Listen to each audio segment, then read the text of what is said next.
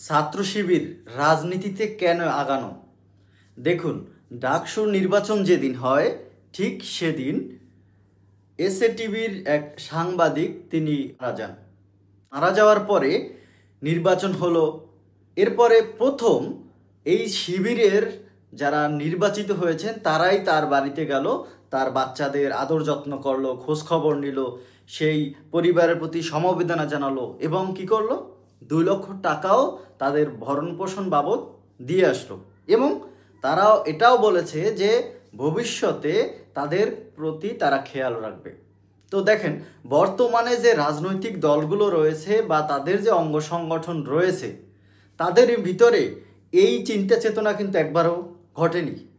অর্থাৎ ডাকসুতে কিন্তু আরও অনেক প্যানেল নির্বাচিত হয়েছে, বা 4-5 জন অন্য প্যানেল থেকে আসছে, বা অন্য প্যানেলেরা তারা নির্বাচন অংশ নিয়েছে। তারা কিন্তু এই জিনিসটা সেভাবে গুরুত্ব দেয় না যেটা এই ছাত্র শিবির দিয়েছে।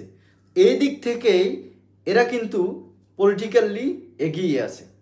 আর তাদের যে জয় হয়েছে, জয়ের পিছনে অনেকগুলো কারণ থাকে, এটাও একটি কিন্তু কারণ হতে পারে।